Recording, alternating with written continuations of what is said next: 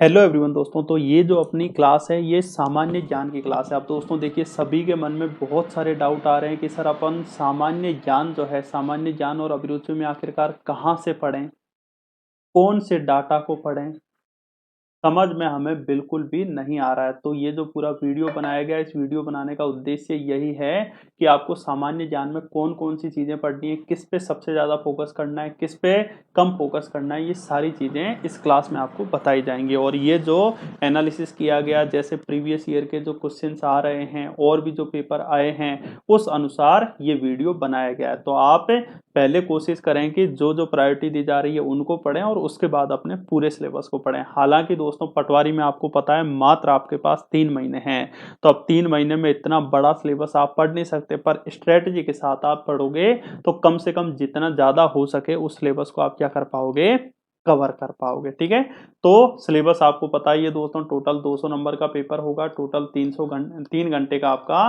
Paper होगा, जिसमें जो सामान्य ज्ञान और अभिरुचि है यानी जनरल नॉलेज, जीके और जीएस जो है वो कितने नंबर का पूछेगा, वो आपसे 25 नंबर का पूछेगा। अब आपके मन में यह भी डाउट आ रहा होगा, सर क्यों ना ये इस 25 नंबर का जो पेपर पूछ रहा है उसको स्किप ही कर दिया जाए। तो ये यदि आप सोच रहे हो स्किप करने की, तो ये आपकी सबसे बड़ी भूल होगी। ठीक है, स्किप आपको एक भी सब्जेक्ट को नहीं करना है, बेसिक बेसिक तौर पे आपको सभी सब्जेक्ट को पढ़ना है, तभी आप अच्छे से अच्छा क्या कर पाओगे, स्कोर कर पाओगे। आप यदि सोच रहे हो, आपके दिमाग में है कि मैं किसी एक विषय में 25 में से 25 लेकर आऊंगा, वहां ज्यादा मेहनत कर लूंगा और ये हो जाएंगे, मेहनत तो आप वहां ज्यादा कर लोगे पर 25 में से 25 लाने में हालत खराब हो जाएगी। इसलिए आपको सबको अभी एवरेज एवरेज लेके चलना है, किसी भी सब्जेक्ट को आप छोड़ नहीं सकते और किसी भी सब्जेक्ट पे आप अच्छी कमांड बहुत ज्यादा अभी नहीं कर सकते। देखिए दोस्तों, व्यापम जो है, व्यापम क्या करता है, कभी कभी कोई सब्जेक्ट का लेवल बहुत ही आसान कर देता है और कभी कभी दोस्तों लेवल इतना कर देगा कि तोते उड़ने लग जाएंगे। अब पता चलेगी दोस्तों, लेवल जिस सब्जेक्ट पे आप सबसे ज्यादा फोकस कर रहे हो उसका लेवल भयंकर हाई करते हैं।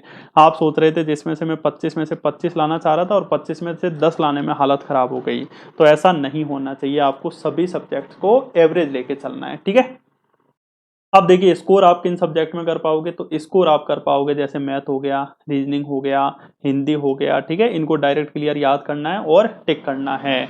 छोटे सब्जेक्ट भी हैं जैसे मैनेजमेंट, मैनेजमेंट हालांकि समझने वाला सब्जेक्ट है, कॉन्सेप्चुअली क्वेश्चन आएंगे, ये आप कर पाओगे। इंग्लिश, इंग्लिश पे बेचारे हिंदी मीडियम वालों को थोड़ी सी समस्या होगी, तो वो आपको, ये थोड़े जो सब्जेक्ट हैं छोटे हैं, जैसे सामान्य विज्ञान की तुलना में और सामान्य ज्ञान के तुलना में, सामान्य ज्ञान तो सामान्य विज्ञान से और ज्यादा बड़ा है। ठीक है, तो सबसे लास्ट में आपको ये सब्जेक्ट पढ़ना है, पर पढ़ना जरूर है। ये सब्जेक्ट लास्ट में पढ़ना है, मतलब कि समय थोड़ा सा इन सब्जेक्ट पे प्रैक्टिस ज्यादा करना है, पर इसको स्किप बिल्कुल भी नहीं करना है। अब देखिए दोस्तों, मैं आपको बता देता हूं कि ये जो सामान्य ज्ञान है, इस पे आपको फोकस कौन कौन से सब्जेक्ट्स पे करना है। इनमें सबसे ज्यादा एमपी पे फोकस करना है। ठीक है, सबसे ज्यादा काय पे, मध्य प्रदेश पर फोकस करना है, क्योंकि जो 25 क्वेश्चन आएंगे, इन 25 क्वेश्चन में जो प्रीवियस ईयर में हमें देखने को मिले 7 से 10 क्वेश्चन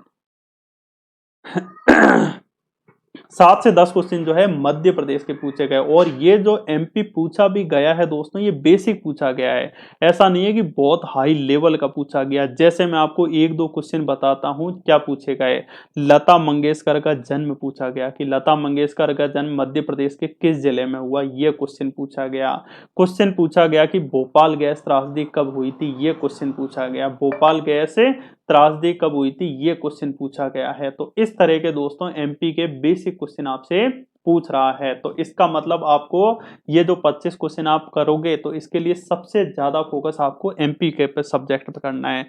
कोई भी बुक ले लीजिए या फिर किसी अच्छे टीचर को फॉलो करने लग जाइए। ठीक है, तो आपका ये एमपी जो है आसानी से क्या हो जाएगा, मजबूत हो जाएगा। एक बेसिक बुक से पढ़ते रहिए और अपने जो क्वेश्चंस हैं, इन क्वेश्चंस की क्या करते रहिए, प्रैक्टिस करते रहिए। इन क्वेश्चंस की प्रैक्टिस के माध्यम से दोस्तों आपका एमपी ऑलमोस्ट पूरा मजबूत हो जाएगा। और यदि 10 क्वेश्चन भी आए तो आप 7 से 8 क्वेश्चन आराम से कर पाओगे। 7 से 8 क्वेश्चन जो है आराम से कर पाओगे। यदि 7-8 क्वेश्चन, देखिए 7 से 10 के बीच आ रहे हैं, अलग अलग शिफ्टों में अलग अलग क्वेश्चन आ रहे हैं, ठीक है। तो ये आप आराम से दोस्तों इन क्वेश्चंस को कर सकते हो। तो सबसे ज्यादा आपको फोकस काय पे करना है, एमपी पे करना है। और एमपी में भी दोस्तों याद रखना, एमपी में भी अलग है, मध्य प्रदेश का इतिहास से भी क्वेश्चन आ रहे हैं, मध्य प्रदेश की कला संस्कृति से भी क्वेश्चन पूछे जा रहे हैं, मध्य प्रदेश की ज्योग्राफी से भी क्वेश्चन आ रहे हैं, एमपी की पॉलिटी से भी दोस्तों क्वेश्चन पूछे जा रहे हैं। तो आपको सभी को, मतलब पूरे ओवरऑल एमपी को करना है, और एमपी के साथ साथ एमपी करंट अफेयर को भी करना है। ये जो मैंने टोटल 7 से 10 क्वेश्चन बताए हैं दोस्तों, ये एमपी के भी हैं और साथ ही साथ एमपी करंट अफेयर्स के भी हैं, ठीक है।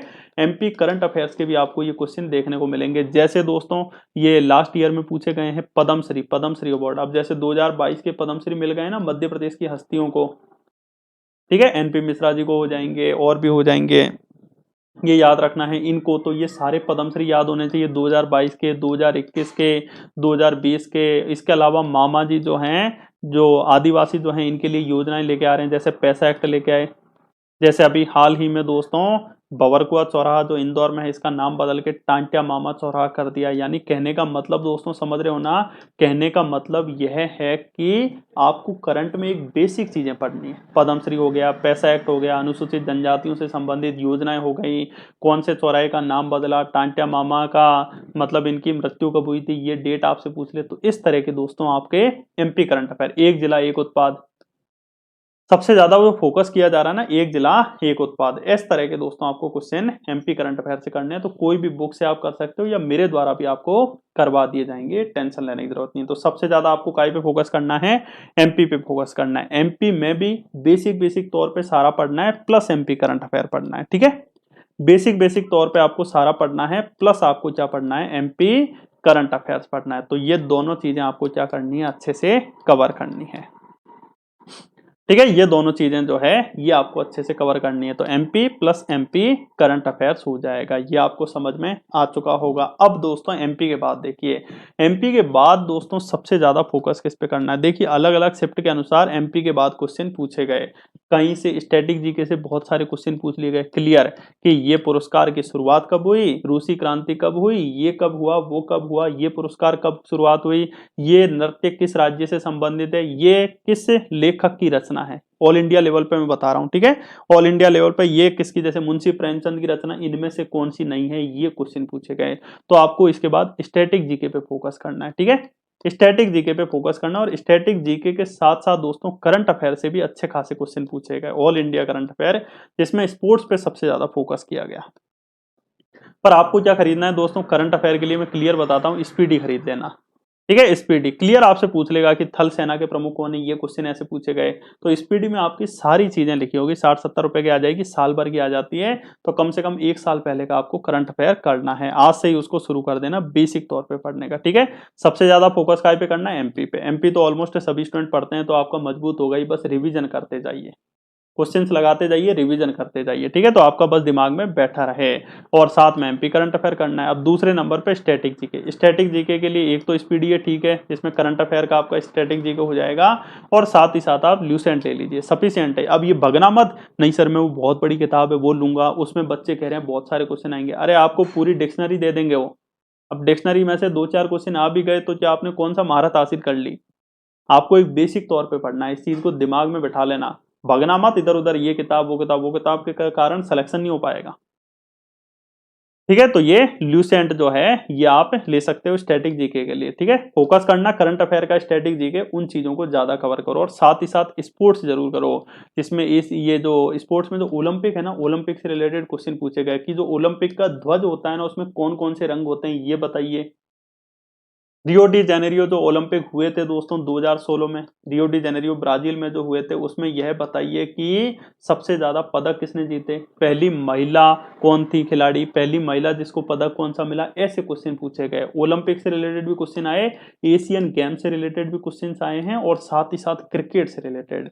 यानी स्पोर्ट्स में जो अपना व्यापम है, इन 3 चीजों पर ज्यादा फोकस करता है, ओलंपिक, एशियन और क्रिकेट। हालांकि आपको स्पोर्ट्स से और भी सारी एक्टिविटी पढ़नी है, ठीक है।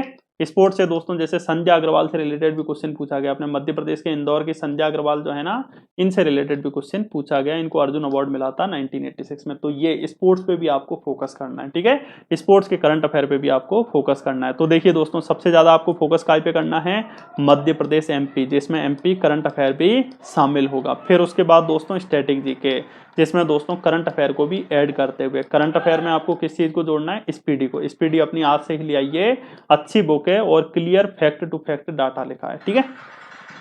उसके बाद देखिए, अब उसके बाद हर टॉपिक से क्वेश्चन पूछे जाएंगे। ज्योग्राफी से भी एक आध दो क्वेश्चन पूछ लेगा कि इनमें से दोस्तों ये पूछ लेगा, मतलब एक तरह से तटवर्ती कितने राज्य हैं अपने, ये क्वेश्चन पूछ ला गया। ये सेवन सिस्टर से रिलेटेड की कौन सा इसमें से नहीं है, यानी बेसिक आपको ज्योग्राफी कोई भी बुक से या किसी टीचर से पढ़ सकते हो तो वो पढ़िए। इसके अलावा पॉलिटी से रिलेटेड संविधान में संशोधन पूछ लिया गया। जैसे एक क्वेश्चन पूछा गया कि 31वां संविधान संशोधन के तहत लोकसभा की सीटें कितनी से कितनी बढ़ाई गई, ठीक है, ये क्वेश्चन पूछ लिया गया था। तो यानी बेसिक आपसे ज्योग्राफी भी पूछ रहा है, पॉलिटी भी पूछ रहा है और हिस्ट्री भी पूछ रहा है, ठीक है, और स्टैटिक जीके, ये इतने सब्जेक्ट जो है ये आपको फोकस करने हैं अच्छे से, बेसिक तौर पे, ज्यादा नहीं।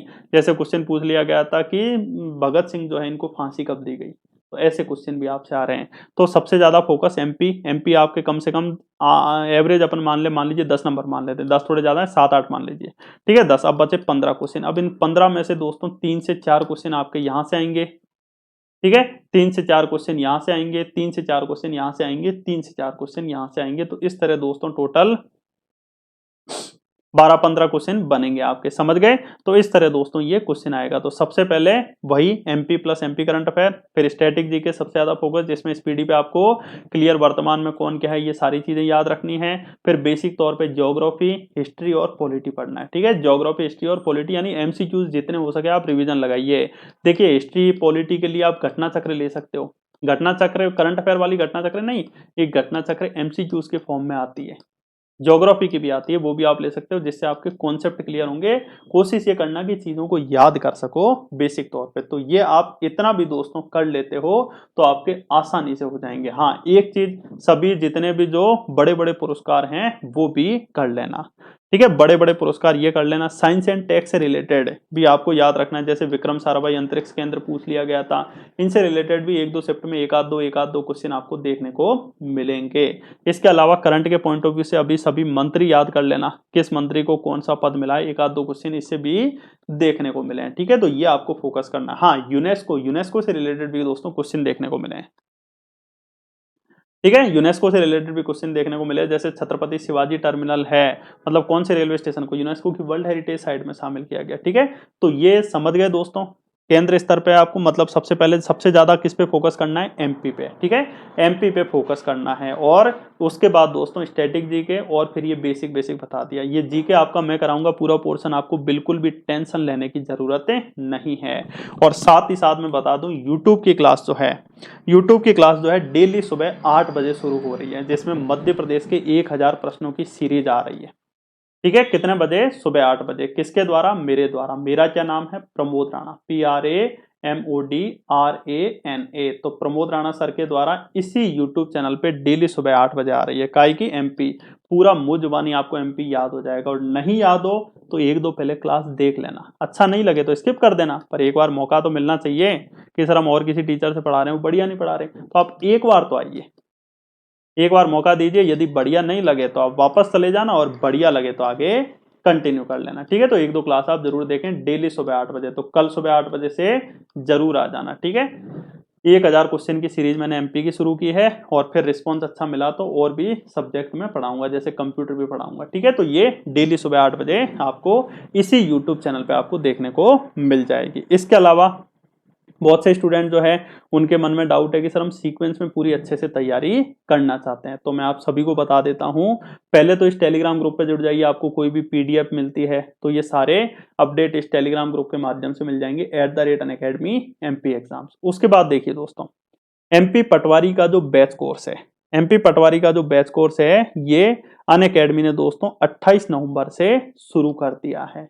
अब आप कहोगे सर इसको पहले शुरू हो चुका, हम कैसे देखेंगे, सब देख लोगे। आप देखिए कोचिंग में जुड़ रहे हो, थोड़ी सी इसकी फीस ज्यादा है पर इसके फायदे सुनिए। आप 1+ कोचिंग में जुड़ रहे हो, इसमें दोस्तों जितने भी प्रीवियस में हो चुके हैं उनको रिकॉर्डेड देख पाओगे और न्यू जो होंगे वो उनको लाइव देख पाओगे। इसमें देखिए फायदा क्या है, फायदा आपको यह है दोस्तों कि कोचिंग में जो जुड़ रहे हो ना, आपकी पटवारी के भी बैच कोर्स की तैयारी कर पाओगे। अब जैसे पटवारी का एमसीक्यूज का आया क्रम से, वो भी तैयारी कर पाओगे। इसके अलावा दोस्तों जेल प्रहरी की अभी वैकेंसी आएगी, उसका भी बैच कोर्स इसी में मिलेगा, अलग से फीस नहीं देनी है। एमपीएसआई अभी आ रहा है, उसकी भी तैयारी यहीं पर हो जाएगी, यानी एक ही कोचिंग से आपकी पूरी तैयारी हो जाएगी, अलग अलग 2-2 3-3 हजार रुपए आपको नहीं देने हैं। ये फायदा है। अब देखिए दोस्तों जुड़ना कैसे है, तो सबसे पहले आपको अनअकैडमी का एप्लीकेशन जो है गूगल प्ले स्टोर से इंस्टॉल कर लेना है। ठीक है, फिर कैटेगरी ध्यान रखना, ये एमपी पीबी एंड व्यापम। ठीक है, एमपी पीएससी में मत जाना, एमपी पीबी एंड व्यापम जाओगे। उसके बाद ये आपसे फीस कहेगा कि 1 साल की ये फीस है, 6 महीने की ये फीस है। ये 6 महीने की फीस है, पर आपको टेंशन लेने का जरूरत नहीं, क्योंकि आप हमारे साथ आए हो। तो आपको अनलॉक कोड जैसे ही यूज करोगे प्रमोद लाइव, ठीक है, प्रमोद लाइव जैसे यूज करोगे तो फीस कम हो जाएगी और मात्र 3500 रुपए। ये 3500 रुपए में आप पूरी कोचिंग में जुड़ रहे हो। पटवारी का कोई भी नया और भी क्विक रिवीजन वाला बैच कोर्स शुरू होगा वो भी देख पाओगे, जेल प्रहरी का भी, एमपीएसआई का भी, और जितनी भी जो व्यापम की वैकेंसी आ रही है उन सभी का एक में, क्योंकि आप एक कोचिंग में जुड़ रहे हो। ठीक है, सारी सुविधाएं आपको मिल जाएंगी। तो ये फायदे मिल जाएंगे, और कोई डाउट है तो मैं आपके साथ हूं ही। आप Telegram group @unacademy MP exams के माध्यम से पूछ सकते हो। और डेली यूट्यूब पे दोस्तों फ्री क्लास होगी सुबह 8 बजे। डिटेल में पढ़ना है तो आप ये प्लस में जुड़ सकते हो, और वहां भी डिटेल में पढ़ाया जाएगा सुबह 8 बजे। ठीक है, तो एक बार जरूर आएं, और वीडियो आपको अच्छा लगा हो तो लाइक कीजिए, अपने सभी दोस्तों में दोस्तों शेयर कीजिए, और चैनल को सब्सक्राइब करके बेल के आइकन को जरूर दबाएं। ठीक है, टाइम याद रखें, डेली सुबह 8 बजे होगा। ठीक है, सो थैंक यू फ्रेंड्स, जय हिंद जय भारत।